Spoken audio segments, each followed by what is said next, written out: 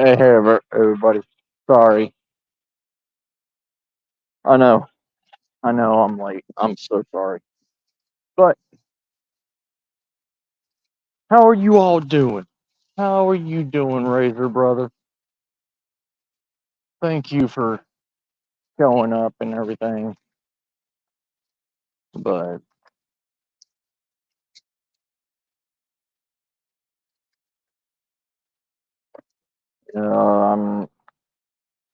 work is just work has me doing everything, running people off. I'm dealing with everything. What's up, Adam Near? How you doing, bro?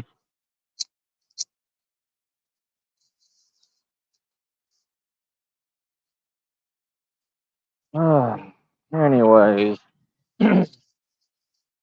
yeah, I apologize for being so late. Fuck was that?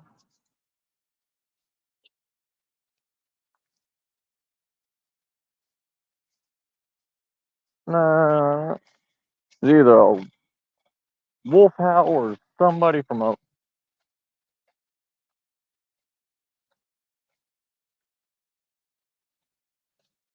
ain't no wolf in Texas.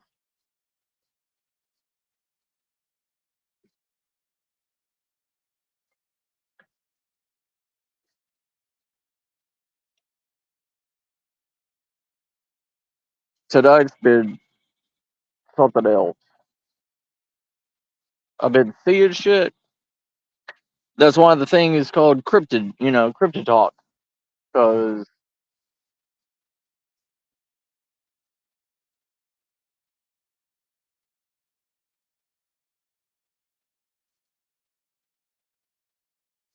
there's been weird shit going on tonight.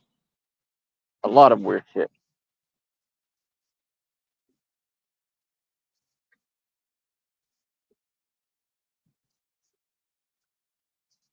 And I used to do.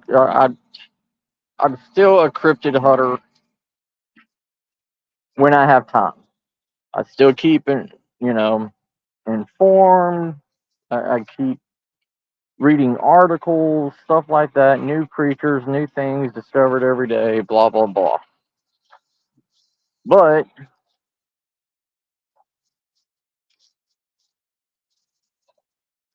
lately, a lot of things have been different. Creatures are acting different.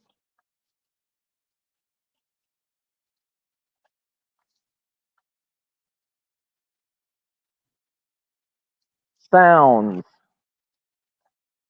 are changing. Weather is changing.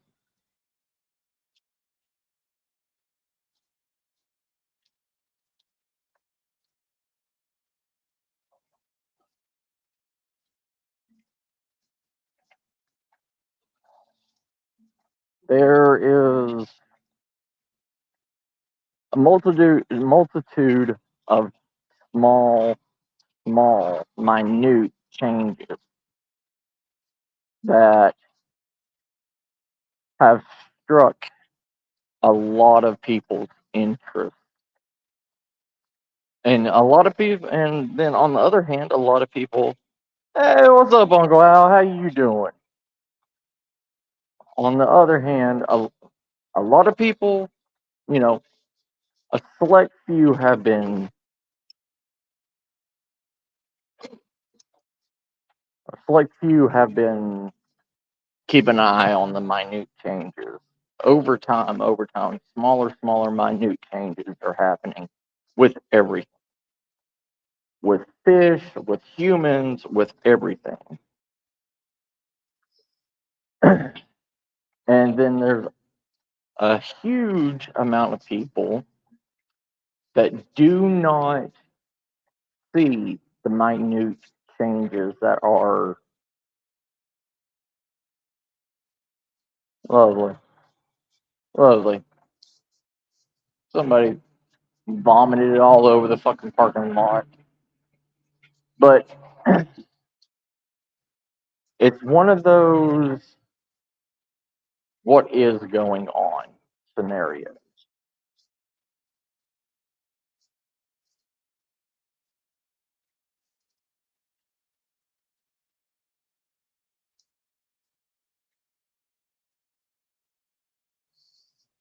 Thank you, Uncle Al. But, you know, Uncle Al over here, Die Bullfrog, he's a really good guy. You know, he knows a lot of shit. If you can, go over and join Uncle Al's family if you can.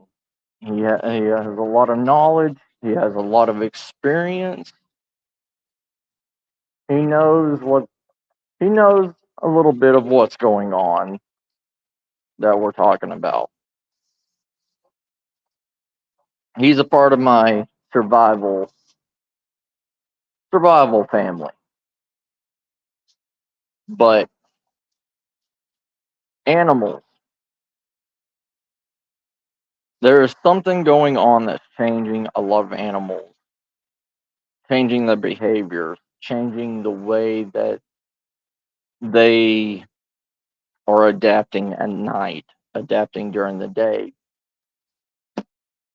A lot of nighttime animals and everything are becoming more active during the day than they are at night.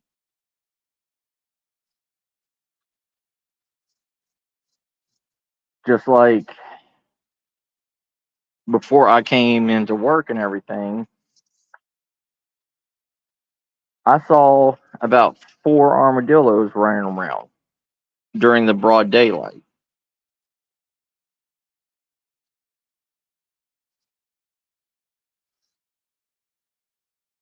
That could explain some stuff. Like, well,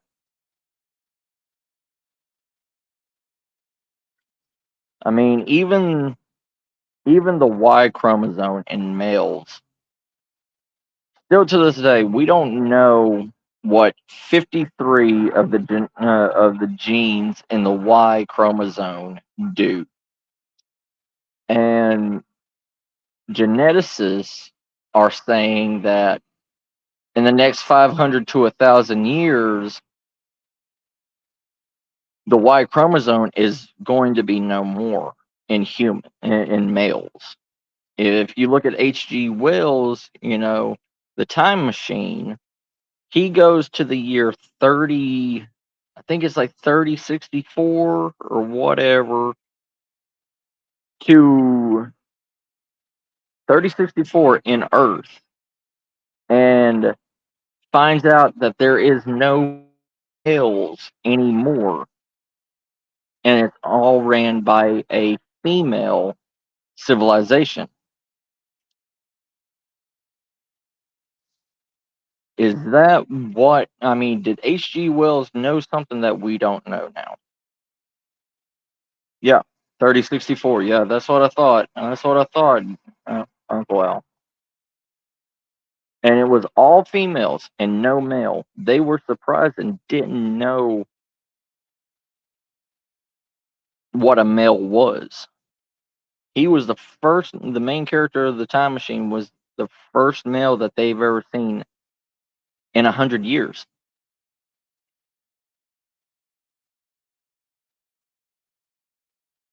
They said the last male died 100 years ago. And then they were trying to say that the lizard people that was attacking the females, yeah, asexual. That's it. That's what they were. Yeah, they were asexual. Yeah.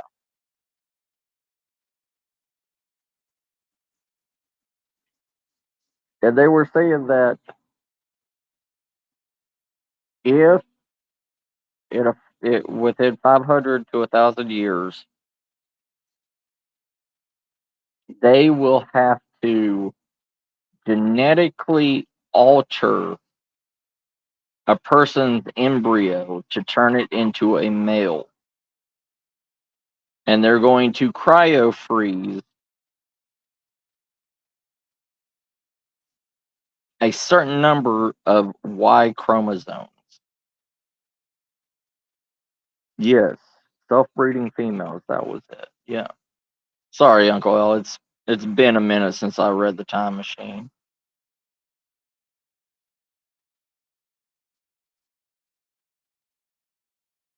Because the males do not need males of today do not need the Y chromosome anymore.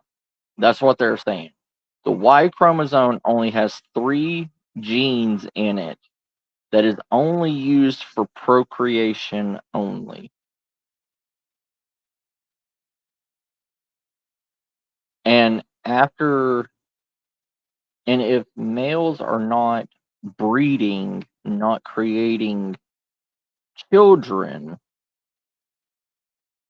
yeah, if the males are not breeding and creating children in the next 1,000 years, or if it starts dying off because of lack of procreation, it will disintegrate. It will disappear because we have lost pretty much every other genetic gene in the Y chromosome that men needed to survive for centuries. We are not hunters no more. We are not gatherers no more. We are not. We are even losing our canines, our genetic canines, to rip and tear meat because so many people are going vegetarian. And the people that have been vegetarian for 20 plus years do not need that because their body is not intaking meat. So their children, their offspring, if they have offspring, is being born with dulled down or no canines, no incisor fangs,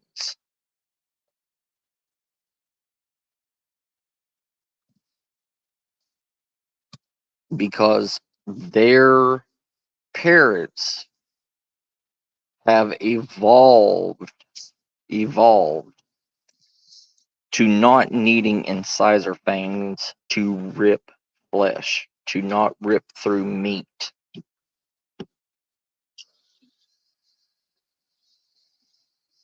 What's up, Freaky? How you doing? But yeah, I mean, we can blame anybody and everybody, but it also starts with us. You know what I mean, Uncle Al? If it is somebody's own decision, it is somebody's own decision to give up what we are inherent to, what we are inheritedly given. like like the reason why our stomachs and everything, the reason why we have so many stomach ulcers, the reason why we have so much problems with our bowel system is humans were created to eat raw meat. Our Even to this day, our genetics, our body structure, our digestive system is better to digest and quicker to digest raw meat, not cooked meat. It uses more calories and more water to digest cooked meat than it does raw meat.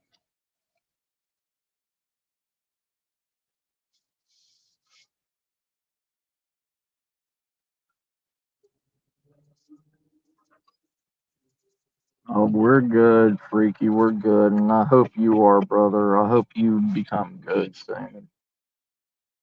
But yeah, We do not eat entrails anymore.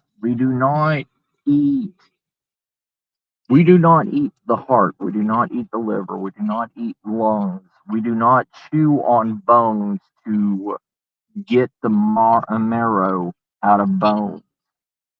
We have stopped through society, through cultural evolution, to stop eating everything of our prey, of the animal that we, killed.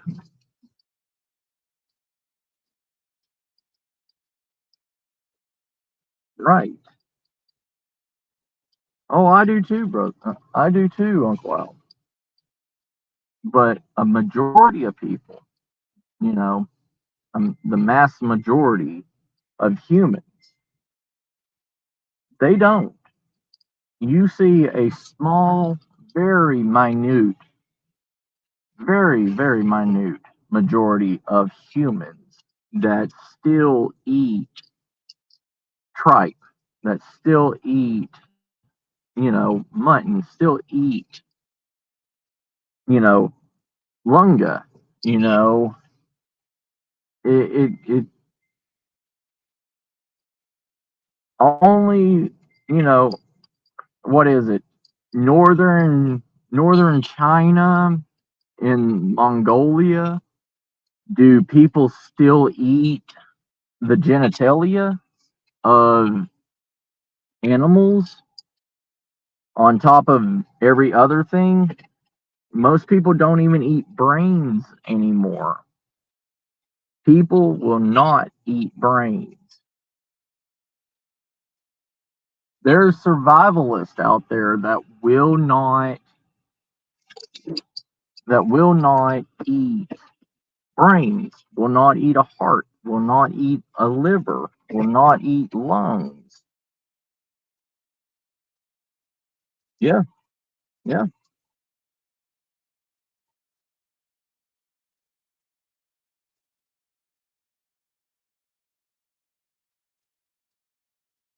nice, Adamir, nice, nice. See, there is still a small handful of us.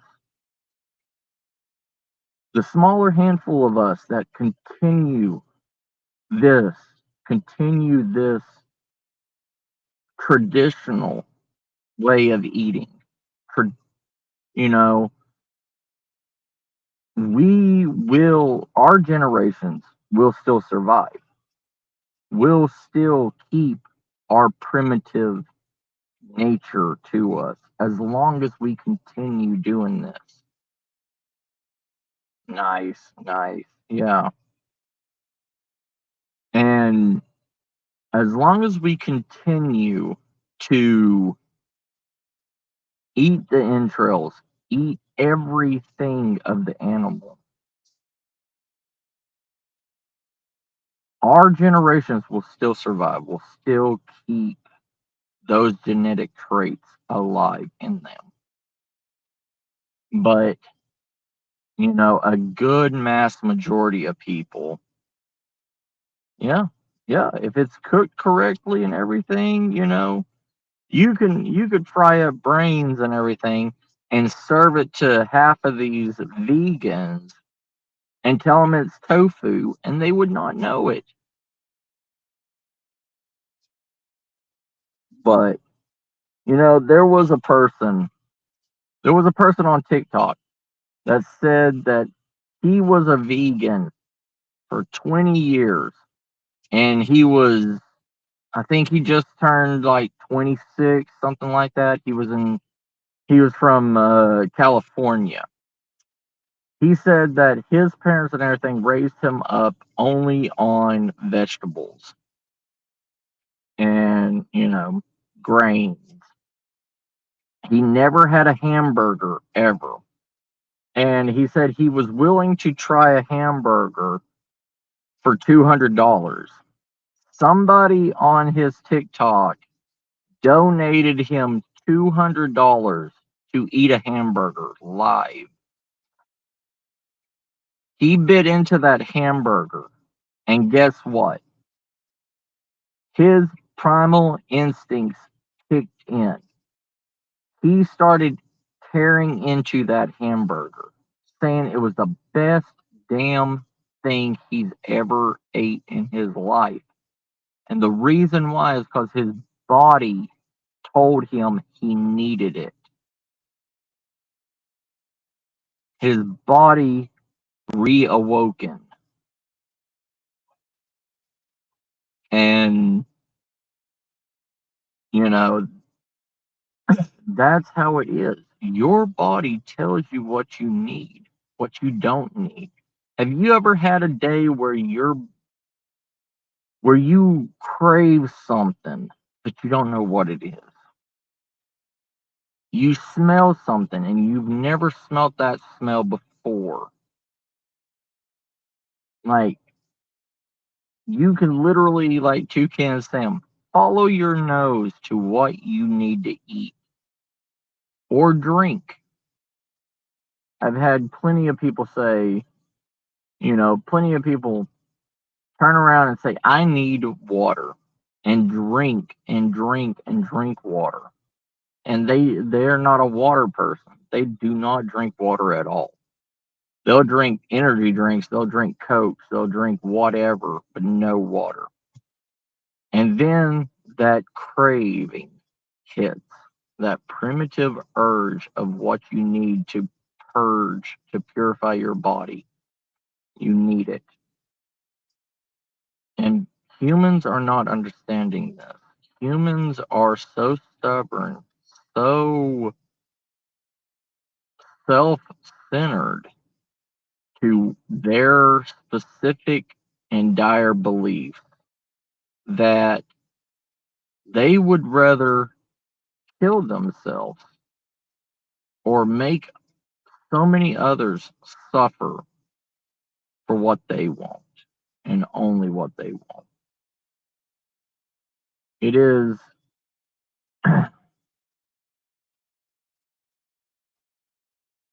this world has changed. This world has very truly, truly changed. And I know we're supposed to be talking about cryptids, yes, but this is kind of in the same, yeah, this is kind of in the same idea, the same ideology of how cryptids have stayed the same and not evolved. Dispatch.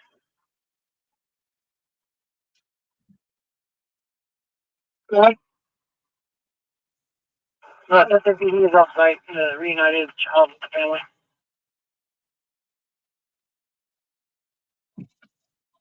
Copy. Sorry. But it's kind of on the same ideology. Cryptids have always stayed the same because they do not break their path. They do not, they only break their path if their food sources are dwindling. Then you will see them do something out of the ordinary.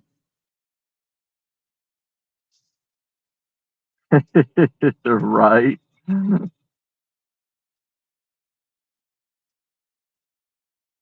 This is why a majority of humans do not understand the pathway of cryptids. People do not understand that Sasquatch has a dedicated and a very, very breakable and very not disposable way of eating. 90% of Sasquatch and cryptids eating is wild edibles. And when I say wild edibles, I'm not talking about just plants, berries, nuts, stuff like that. It is whatever is growing or whatever is edible at the time that they need to eat. Like in wintertime, they will scavenge from anything to get what they need. During spring and summer, there is an abundance of wild edibles. They have a smorgasbord of wild edibles to eat. So they do not have to rely on meat. They don't have to rely on human food consumption. Correct, Uncle Al. Correct. Unlike other types of cryptids, say chupacabra. Okay, chupacabra is a bloodsucker. It is a quote unquote anemic type cryptid, like vampire bats.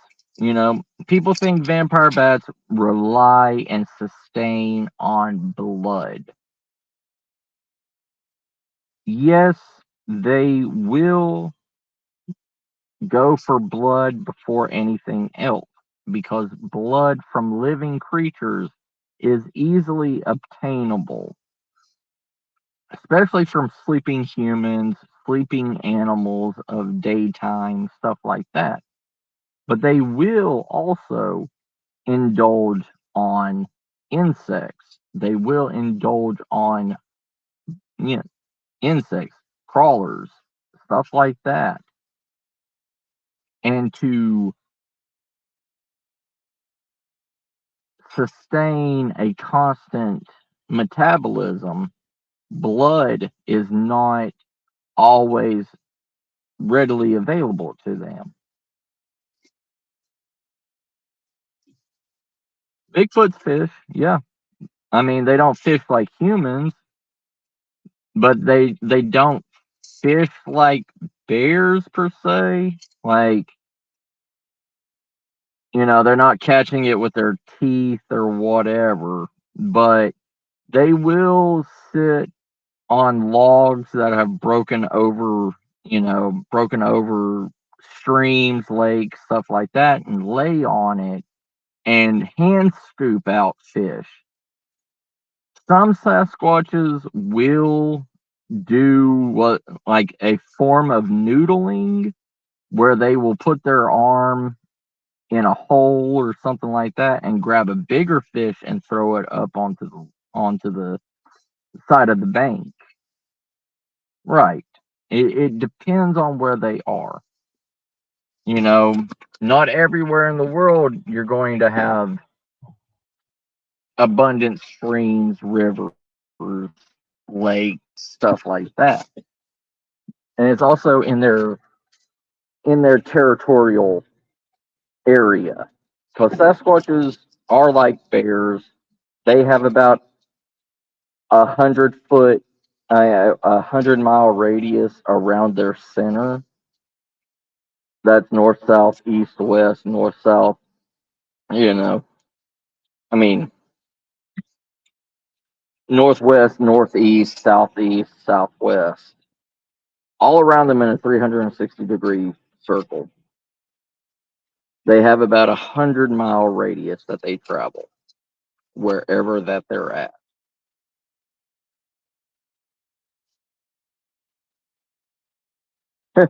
Yeah, pretty much. Yeah, a lot of them do that and freaky.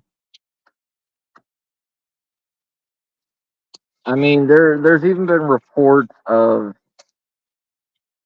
southern Sasquatches in around the Okefenokee Swamp in Georgia and Alabama, um, around the bayou in Louisiana, that they have learned to spearfish. You know, they will walk out into certain parts of the water and everything with with a stick in their hand and spearfish fish. instead of just, smacking it out of the water or, trying to bare hand catch it. What's up, Jimbo? How you doing, brother?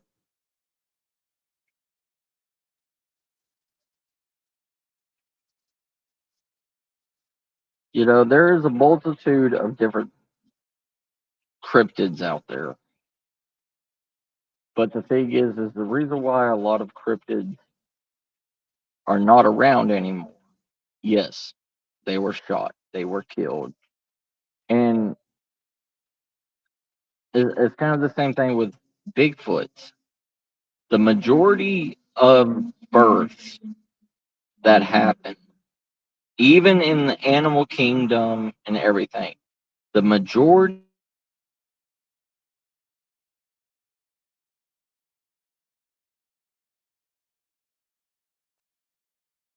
Sorry about that.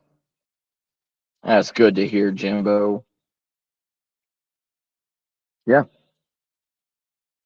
pythons, even the anacondas and everything in Florida, they're having problems with that too. But the biggest problem.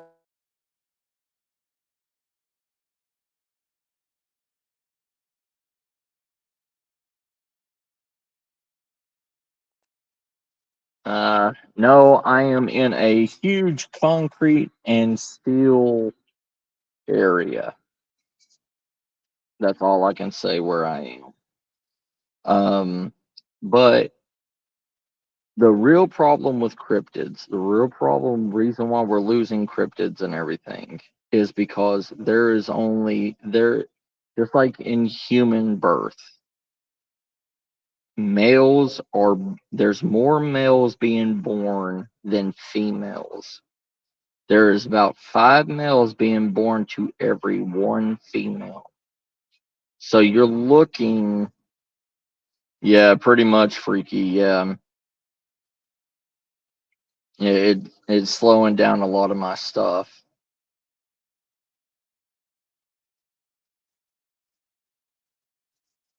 But just like it, a lot of other countries and everything, they're having the exact same problem. They are making more men. They're more making more males than females. So their populations are dwindling. Their populations are shrinking. And it's the exact same thing with cryptids. If there's only one female within a 25-mile radius of one creature,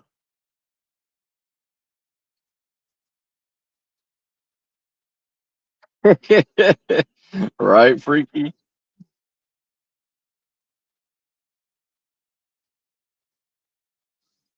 People are not looking at reality of things. People want to say that a lot of cryptids and everything are interdimensional, or aliens, or whatever, to stop believing in reality.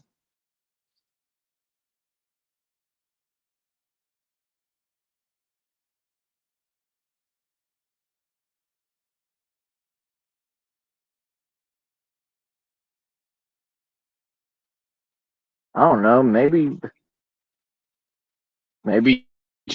I'm saying they should turn me off,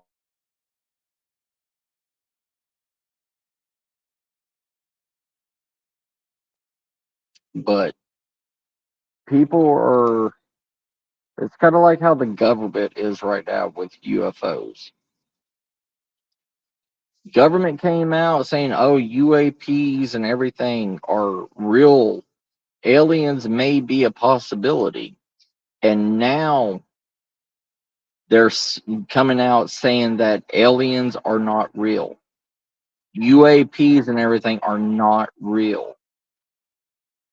They are manipulating and brainwashing us and changing our opinions on everything. Right, Jim. That's what I'm saying. There is, in everybody, you can have 5 families. 5 out of every 6 families is going to have boys. One will have a female. Also true, Uncle Al. Yes. It's a wilderness out there. Just like how humans fight in the streets every day, wilderness fights for the domination or the ability to mate. If you are not strong enough, if you are not smart enough, if you are not alpha material, you are not getting a mate. And if you cannot get a mate, if you are not strong enough, if you are humans are different. Humans will breed with whatever. You could be the ugliest person in the world. You will still find a mate because we are human beings. And there's somebody there just as ugly as you or whatever. I mean, I'm not trying to say it to shame anybody. I'm just saying facts are facts. But in nature, in original nature, you have to have everything in order to be able to mate with a female. It is. I mean, yeah,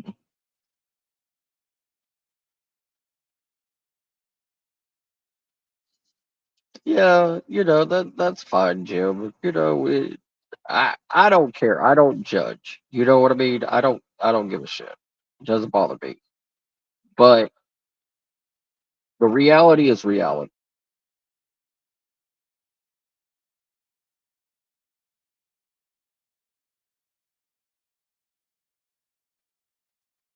I don't know what's going on with my end.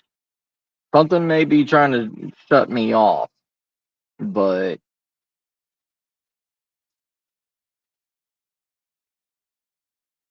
yeah, I mean, I understand, Jim. I understand. But the thing is, in wilderness, to make your own, to have your own family, you need a strong lineage. You need things. You need strength. You need the ability to protect your family.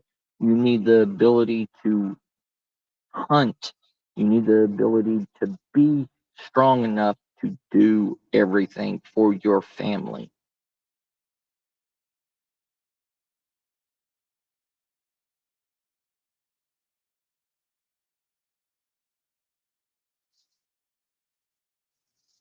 You need to have a big enough wallet to go to the grocery store to buy food, big enough bank account to pay the bills.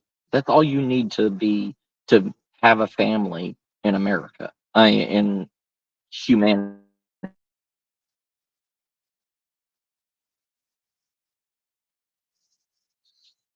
But the wilderness, you don't need a bank account. You have to do everything yourself. You have to provide. You have to provide constantly.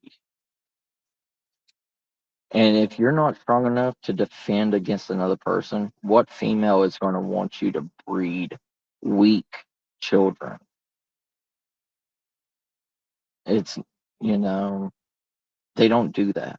They don't do that. They see how you fight, they see how you can handle a situation.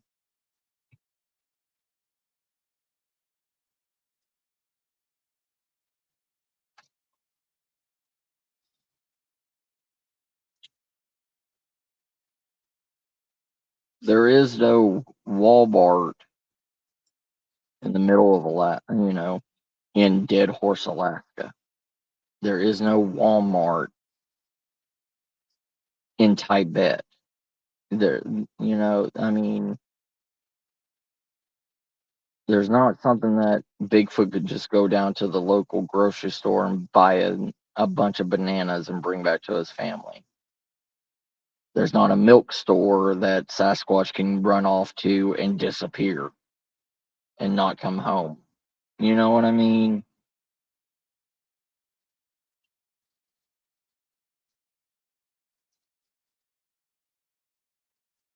We have become so babied. We have become so brainwashed and manipulated to think that everything else in nature, every other kind of creature in the world is like humans.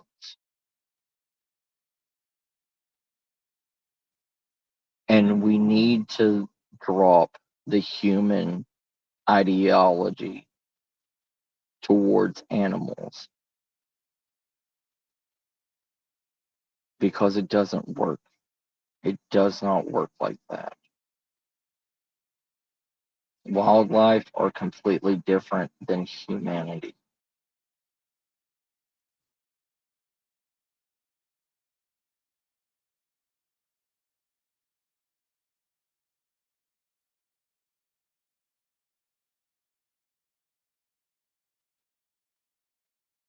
Whether it's been around humans all its life, a bear will kill you when its primal urges kick in.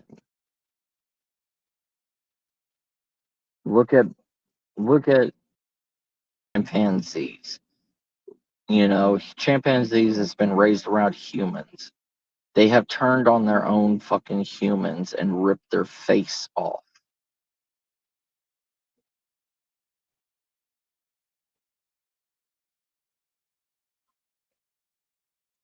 Correct, Jim.